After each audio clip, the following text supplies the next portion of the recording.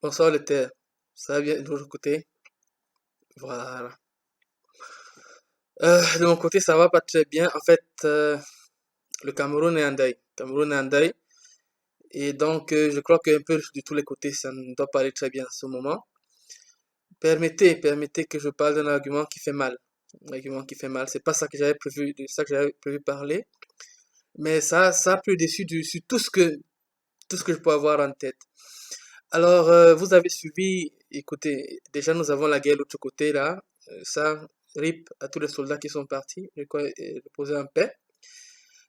Mais il y a une situation, la situation qui est arrivée dernièrement à la Quintini, qui nous fait vraiment mal.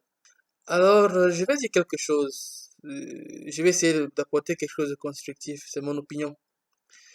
Alors, je ne vais pas prétendre avoir la science infuse, je veux juste qu'on réfléchisse, que chacun, bon, en fait, c'est une suggestion. Chacun réfléchit, voit ce qu'il a une suggestion, chacun réfléchit, voit ce qu'il pense à son niveau. Alors, ça fait déjà plusieurs années que j'ai quitté le Cameroun et beaucoup d'entre nous ont quitté le Cameroun avant moi. Voilà. Et nous, ça nous sert souvent à dire, moi, je suis ton grand frère en Beng. D'accord. Tu es mon grand frère en Beng. Tu es déjà arrivé, tu es déjà en Europe. Maintenant, ce n'est pas une fin en soi. Concrètement, qu'as-tu fait pour le Cameroun? Comme j'ai dit ici sur une de mes vidéos, le Cameroun, c'est un état d'esprit. C'est la façon dont tu te sens par rapport à ton pays. Donc, quand il y a une situation comme celle-là, même si tu as ton poulet brisé sur la table, tu n'as pas pitié pour manger ça. Parce que c'est une situation qui ne devait plus arriver en 2016. Comment une dame arrive aux urgences d'un hôpital et elle meurt aux urgences? Personnellement, j'ai vu des cas comme ça aux urgences à mon temps. Ça peut arriver. Maintenant, elle meurt sans qu'on ait touché, mis la main sur elle. Ça devient intéressant. Personne n'était là pour déjà toucher. On dit que l'infirmier vers le stéthoscope. Un cas comme ça, c'est l'infirmier qui intervient aux urgences. Il peut avoir l'expérience, c'est pas grave, c'est la clinique. Maintenant, les bébés cognaient dans le... Parce qu'ils étaient en train d'être asphyxiés. Donc, ils sont mis à cogner. Parce que la maman est en train de, elle ne respire plus. Donc, c'est une question de minutes avant que le niveau d'oxygène soit trop bas dans le sang. Donc, ils se mettent à cogner. Personne n'a vérifié si les enfants étaient vivants. Est-ce que tu as besoin d'un stéthoscope pour te rendre compte que des bébés sont vivants dans une ventre? Là aussi, je ne sais pas. Moi, je ne sais pas. Nous autres, on va dire qu'on a été formés ailleurs. D'accord. Parce qu'on a été formés ailleurs. C'est peut-être pour ça que on aime bien critiquer ceux qui travaillent au Cameroun. Moi, je ne veux pas faire cette erreur-là. Parce que j'ai travaillé au Cameroun et j'ai travaillé ailleurs. Et je vais vous dire, au risque de fâcher certains, beaucoup de médecins au Cameroun et beaucoup de personnels soignants au Cameroun sont compétents. Ça, je vais dire ça comme ça. Vous allez m'excuser. Maintenant donc, quant à savoir qu'est-ce qui s'est passé pour ce cas spécifique, moi je suis très curieux. Je veux savoir pourquoi est-ce que personne n'est venu déjà. Parce que le vrai problème, c'est que personne n'est d'abord venu. On ne s'est pas intéressé à la dame. Bon. Maintenant, ça c'est le côté que je suis surpris. Maintenant, le côté constructif. Je vais dire ceci. Réfléchissez, ça ne sert à rien d'aller brûler la Quintini. La Quintini, on considère comme un hôpital de niveau haut. Les amis, il n'y a rien là-bas. Je suis honnêtement, il n'y a rien là-bas. Ce n'est même pas une clinique de brousse dans un bon pays. Donc vous avez déjà quelque chose qui est moins qu'une clinique de brousse dans un bon pays. Et vous allez aller brûler ça. Pour rester avec quoi? L'hôpital central.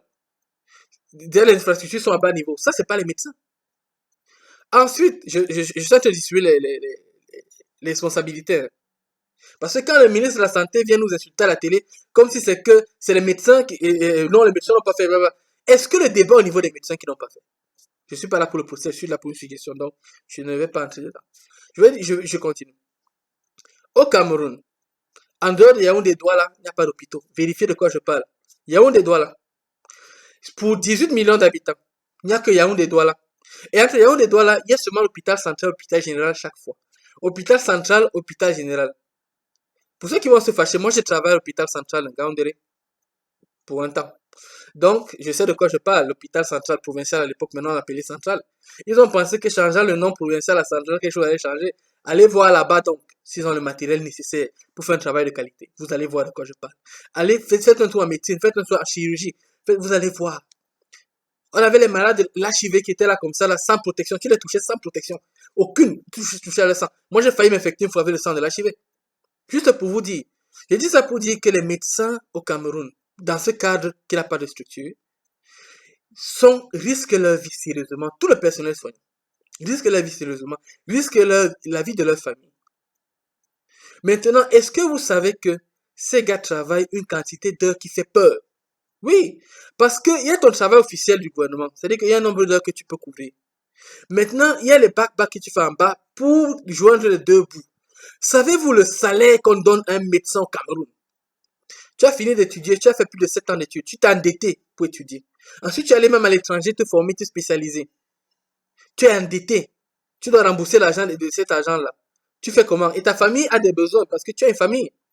Tu fais comment? Tu rentres ça au Cameroun et tu commences à être payé 150 000 francs CFA par mois. 150 000 francs CFA par mois de salaire de base. C'est-à-dire que quand on met tous les avantages, il faut bien améliorer les salaires. Comme mettre tous les avantages dedans, tu te retrouves si tu as 300 000 francs CFA. Et 300 000, c'est ceux qui ont l'expérience professionnelle.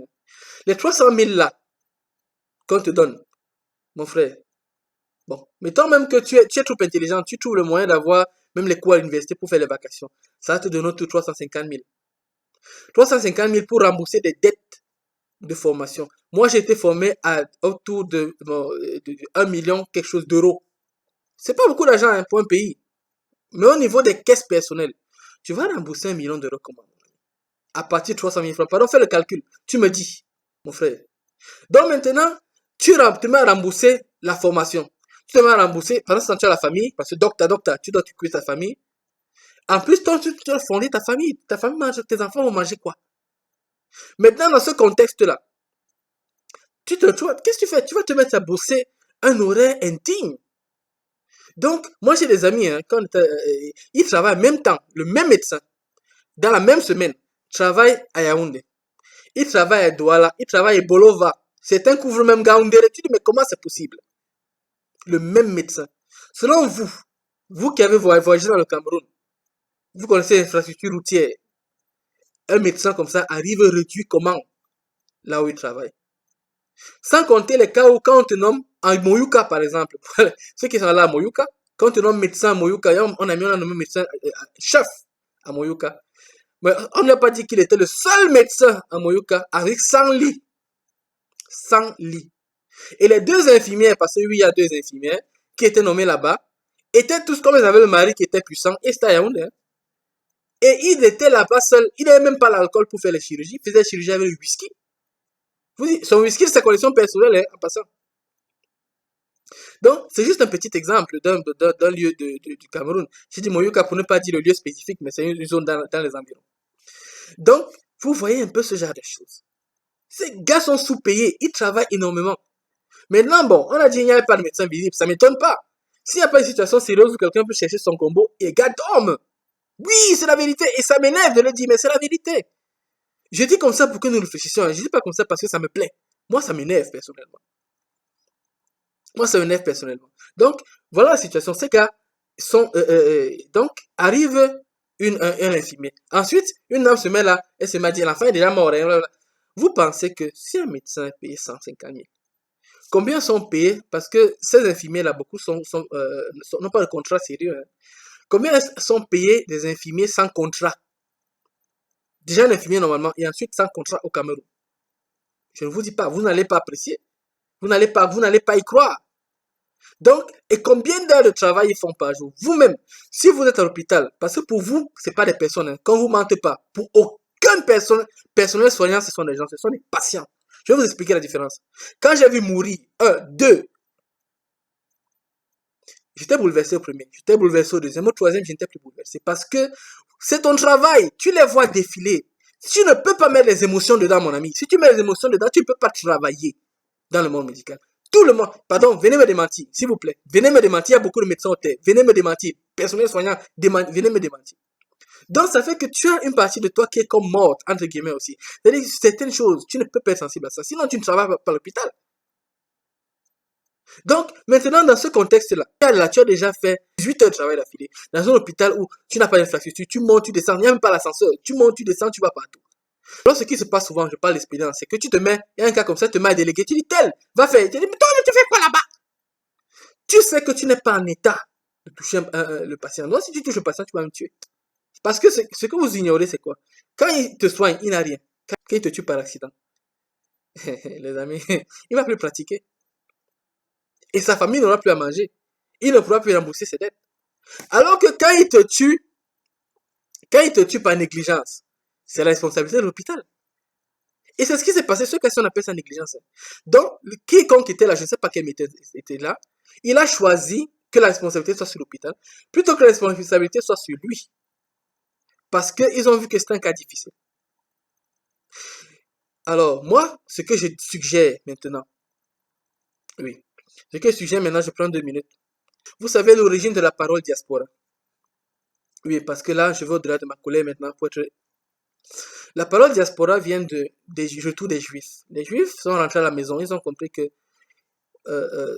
ils ne peuvent pas, leur maison ne sera pas construite par le roi ou je sais pas qui était là. Ils sont revenus avec les compétences qu'ils avaient.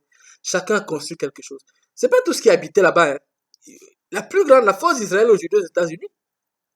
Oui, c'est la communauté israélienne aux États-Unis qui est la force d'Israël aujourd'hui.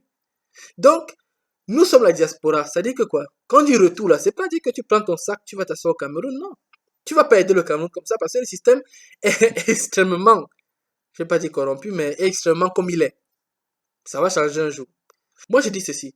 Si tu as une spécialité, quel que soit ce dans quoi tu as une spécialité, si tu es mécanicien, pense à faire un garage au Cameroun. Même si tu ne travailles pas, va, forme de temps en temps les gars, tu reviens. Ça va donner un niveau de mécanique au Cameroun plus avancé. Voilà. Si tu es dans le corps médical, les frères, commençons à nous mettre ensemble. Faisons notre clinique. Faisons nos cliniques. Quand tu es en vacances au Cameroun, tu fais ta performance dans ton domaine. Ça fait que pour cette période, les Camerounais savent que du mois de juin à février, j'ai un spécialiste de tel domaine très puissant qui vient. Et les mois où tu n'es pas là, tu t'organises en rotation. Nous savons comment prendre les vacances en Occident. Vous organisez en rotation. Quelle que soit ta spécialité, tu peux aider le Cameroun. Donc, mais organisons-nous, trouvons-nous dans les corps de métier. Moi, souvent, quand je vois au terre qu'il y a quelqu'un qui fait certains métiers de la santé, moi, j'écris toujours. Je l'inbox toujours pour demander que, mais tu fais dans quoi? Parce que j'essaie d'avoir une idée de qui est là. Pour qu'un jour, si moi, ou quand moi je vais ou faire le mien ou contribuer à celle de quelqu'un d'autre, je connais ce qui est là. Donc, j'encourage tout le monde à penser comme ça. Ne te dis pas, je suis petit. Non, tu n'es pas petit, tu es petit maintenant, tu ne seras pas toujours petit. Tu es étudiant maintenant, tu ne seras pas toujours étudiant. Pense à chercher d'autres comme toi, mettez-vous ensemble. Ceux qui me connaissent, ceux qui regardent sur Internet, regardez mes publications, vous allez voir que je publie avec beaucoup de Camerounais. J'ai aidé beaucoup de Camerounais déjà dans leur travail et ça a aussi grandi le mien. Et si on fait une communauté, nous travaillons ensemble. Hmm? Ok? Moi, je travaille sur le cancer, le cerveau, etc. Et nous faisons des choses, nous arrivons à faire de bonnes choses. Moi, personnellement, je suis arrivé à un point de ma carrière où j'étais bloqué. Je n'arrivais à rien faire. Et qu'est-ce que j'ai fait? J'ai démissionné, je suis passé ailleurs. Mais je suis resté à la maison 3 mois pendant lesquels je n'étais pas payé. Et j'ai travaillé avec des gars dans le monde, différents endroits des Africains, des Camerounais. On a fait commencer à publier nos choses, faire nos choses. C'est ça qui m'a donné le CV qui m'a permis d'entrer, par exemple, en Arabie Saoudite, etc.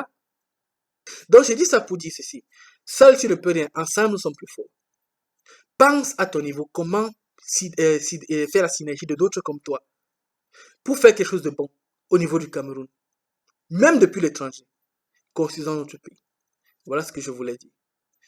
Ce n'est pas un appel à débat, c'est un appel à conscience, c'est un appel à contribuer. Donc, refrais, la réponse à cette vidéo, ce n'est pas te lever et commencer à dire ce que tu penses de ma vidéo. La réponse à cette vidéo c'est te lever et commencer à chercher des gens comme toi. Commencer à avoir des idées pour commencer à faire quelque chose au niveau du Cameroun. C'est nous qui, sont les citoyens qui construisent un pays. La direction est juste à l'image des citoyens. Si le Cameroun aujourd'hui est lésé, est brûlé, ça veut dire que les Camerounais sont eux-mêmes lésés, le pays ne t'intéresse pas.